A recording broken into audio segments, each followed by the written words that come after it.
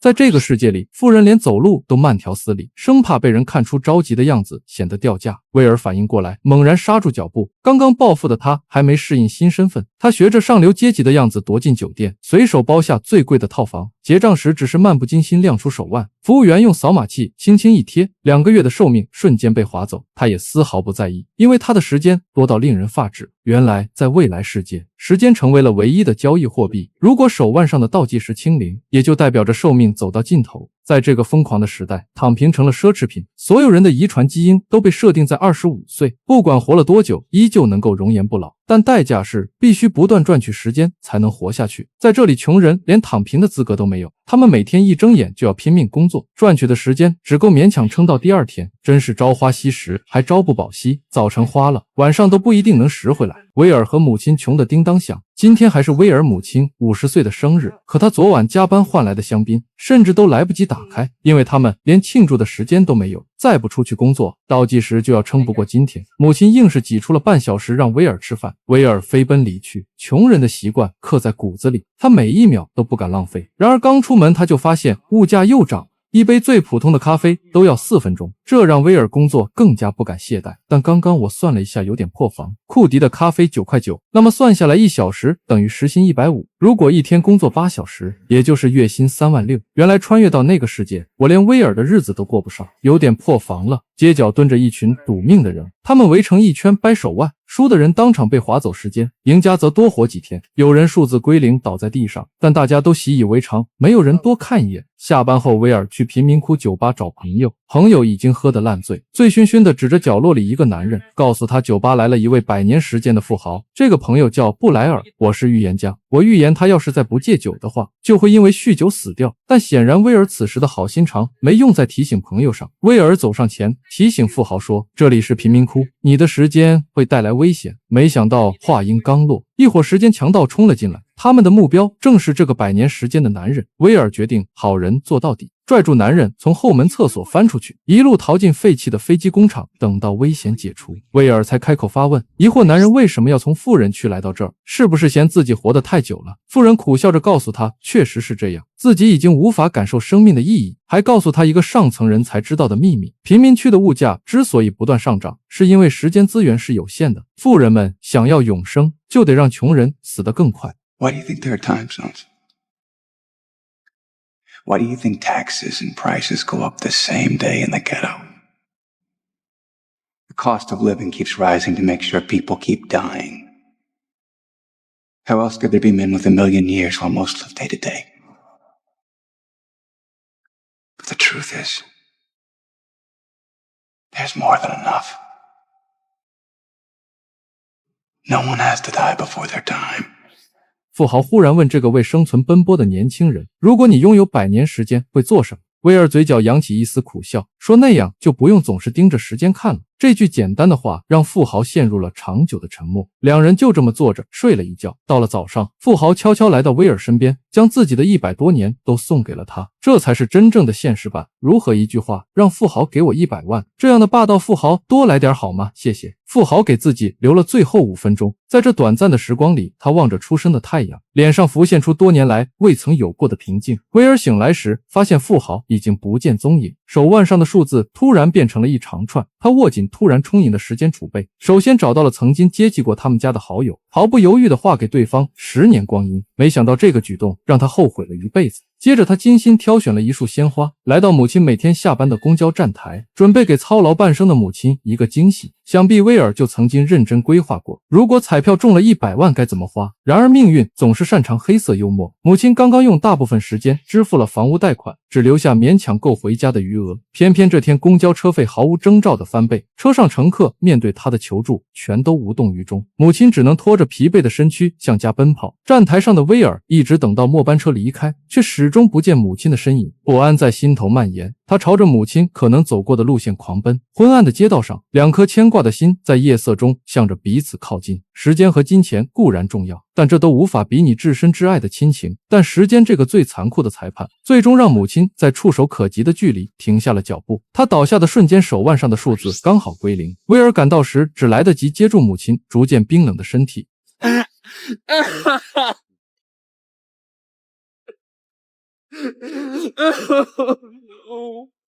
妈妈，宝宝。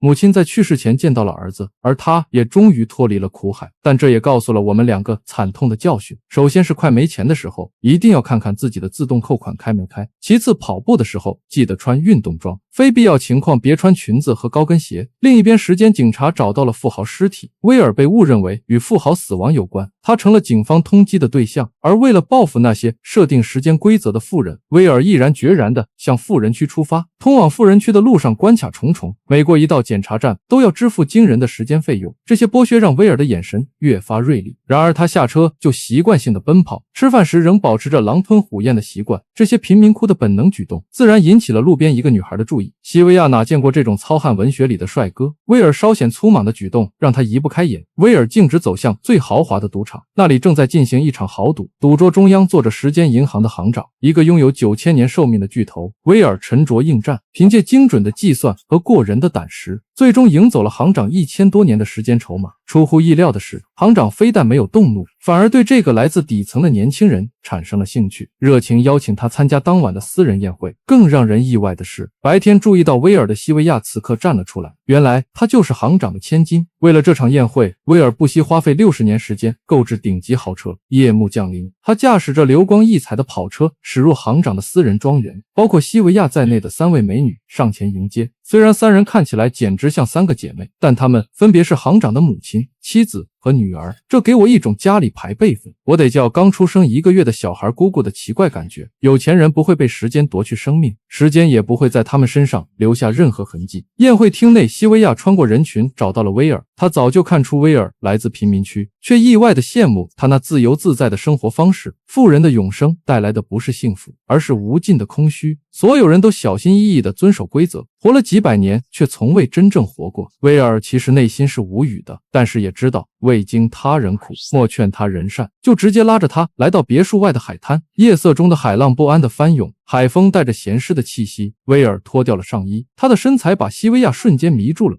What are you doing? You don't go in. You're insane. You have this in your backyard. You never go in. And I'm insane. What are you waiting for? 说完，他突然冲向大海，在浪花中向西维亚伸出手。这个从小被规则束缚的富家千金，第一次感受到了冲破桎梏的冲动。他跟着跃入海中。I don't know you. We could change that. I get it. You're out here, all alone, with a stranger. Can't be too careful. Maybe you can. 冰凉的海水包裹着身体，前所未有的自由感让2颗年轻的心越靠越近。这一幕，俊男靓女对我的眼睛真是友好。当他们湿漉漉地回到宴会厅时，没想到时间管理局的探员破门而入。面对警方的质问，威尔如实讲述了富豪自愿转让时间的经过，但没人相信会有人放弃永生，更不相信富人会把时间送给穷人。探员当场扣除了威尔所有的时间储备，但为了走程序，给他留了2个小时。威尔不甘心就此认命，他奋起反抗，挟持西维亚冲出重围，驾驶那辆价值60年寿命的跑车疾驰而去。跑车一路上风驰电掣，让他们最终逃过了警察的追击，却没想到在通往贫民区的路上遭到埋伏，时间强盗袭击了他们。等2人醒来时，西维亚的1000年时间储备已被洗劫一空，手腕上的倒计时只剩下最后30分钟。死亡从未如此迫近。威尔带着西维亚向好友那里狂奔，但没想到开门的竟然是好友的妻子。不要刀我这个预言家啊！ Burrell! Burrell, open up, it's Will! Where's Burrell? He's dead. Dead. You gave him a decade. Drank himself to death with 9 years on his clock. Jesus Christ. 焦急万分的2人注意到西维亚的耳环上面是一颗非常大的钻石，2人立马来到首饰店想卖掉。 I'll give you 2 days for them. They're diamonds. You can take the 48 hours so you can be a pretty corpse. We'll take it. 看来无论在哪个世界，黄牛都让人恨得牙痒痒。两个人终于短暂地脱离了危险。威尔拨通了行长的联系方式，提出用西维亚交换1000年的时间储备，并把这笔时间直接转入贫民区的时间救济银行。电话那端陷入长久的沉默。行长在权衡利弊，让如此巨额的时间流入底层，很可能会动摇整个时间制度的根基。另一边，等待回复的夜晚，两人在废弃的仓库里促膝长谈。西维亚第一次向人袒露心声，威尔发现这个看似娇贵的千金，内心竟如此柔软纯粹，而西维亚也喜欢上这种刺激的生活。他们十指相扣时，时间在掌心流转。虽然此时的威尔没有鬼火，也没烫黄毛，但是在行长父亲那里和黄毛也没区别了。第二天，他们发现时间并没有打过来，威尔决定放西维亚离开，他将一把手枪塞进他手中，作为最后的保护。两人都知道这一别可能就是永诀。西维亚突然倾身向前，在威尔唇上留下一个深深的吻。好，求3天速通情侣关系教程。随后，西维亚质问父亲为何如此冷血。就在这时，埋伏的时间警察突然出现在威尔身后，情急之下，西维亚扣动扳机，子弹射中了警察。这个举动让他也难逃罪行，索性就和威尔一起抢夺警察的时间。然而，执法者来贫民窟都不会带很多时间，威尔反而给了对方一些时间，让他能安全离开。从此，这对亡命鸳鸯开始了他们的抗争之路。西维亚在见识到社会的不公后，选择了和威尔一起劫富济贫，让上层得到应有的报应。远处最后一缕阳光映在地平线上，电视屏幕上滚动播放着两人的通缉令。他们知道这场战争才刚刚开始。车内弥漫着淡淡的香气，原来这是一个有着香气的晚上。两人紧握的掌心里渗出细密的汗珠。这段时间的逃亡生活让威尔和西维亚配合得越来越默契。凭借着西维亚对富人区的熟悉，他们成功袭击了几家时间银行，获取了大量时间储备。这些抢来的时间，两人并没有占为己有，而是把一分不留地分给了贫民区的人。他们大多数都流离失所。威尔亲自将部分时间存入救济银行，看着那些濒临死亡的人们重新获得生命。然而，这样的善举也引来了更严密的追捕。某个夜晚，两人正在临时栖身的酒店里休息，恋爱还是要谈的，对不对？但此时的警察也悄悄摸了过来。好在威尔始终保持着警惕，在警察破门而入的瞬间，他拉着西维亚从窗户一跃而出。凭借着对贫民区错综复杂地形的熟悉，通过屋顶小巷成功摆脱了警察。但渐渐的，他们发现一个残酷的现实：他们一致救济穷人的后果，只是让贫民区的物价不断提高而已。37%的利率简直恐怖如斯啊！什么时候存款利息能这样？上层人始终掌控着下层人的生存，这种徒劳的抗争让两人陷入了迷茫。就在两人一筹莫展之际，西维亚提出了一个大胆的计划。他知道父亲的总部金库里存放着近100万年的核心时间储备，只要能夺取这笔时间，就能彻底动摇整个时间体系的根基。真是好女儿啊！我们的小黄女士也应该和西维亚学学，人家这女儿当的，至少还给自己留下了个好口碑。西维亚假装向父亲服软认错，威尔则乔装成保安混入总部。当西维亚吸引所有人注意时，威尔成功潜入了金库，那里的时间足够让整个贫民区的人活上几辈子。就在他们准备离开的时候，行长冷静地告诉他们 You might upset the balance for a generation. 2. But don't fool yourself, in the end nothing will change. Because everyone wants to live forever. They all think they have a chance at immortality, even though all the evidence is against it. The truth is, for a few to be immortal, many must die.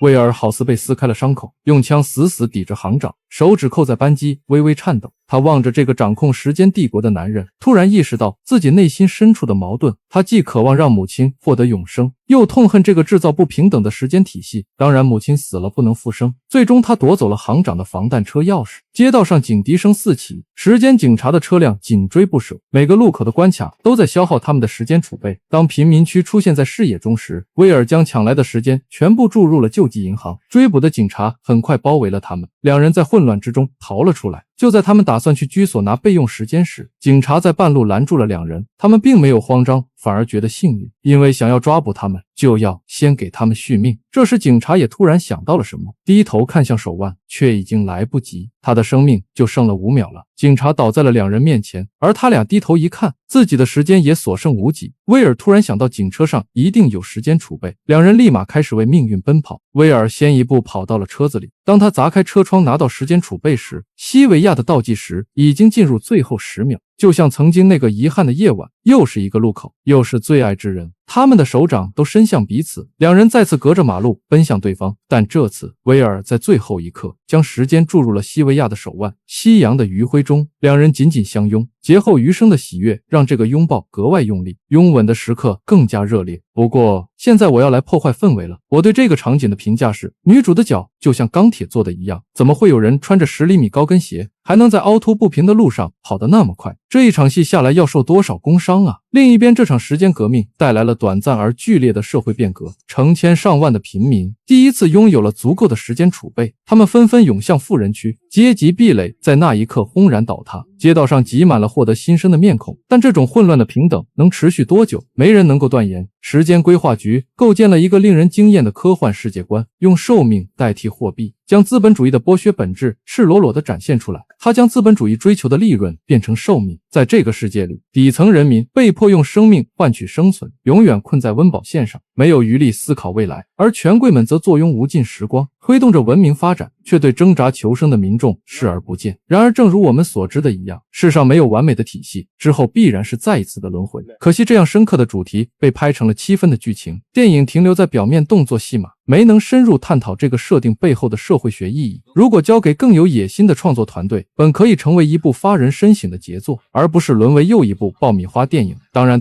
场面话说完了，但是我看的时候还是觉得很爽的，毕竟谁不愿意看一对又有颜又有胆的大盗劫富济贫，一边拯救世界一边谈恋爱。不过好的科幻作品应该像一面镜子，照出现实的荒谬。当我们把电影中的时间货币替换成现实中的金钱，就会发现这个看似荒诞的设定其实离我们并不遥远。每个为房贷车贷疲于奔命的现代人，何尝不是在用生命换取生存？本牛马有点把自己说难受了。或许在某条时间线的未来，会有人重新发掘这个题材的潜力，拍出它应有的深度。但这部电影至少给我们留下了一个值得深思的问题：如果生命真的被明码标价，你会怎么活？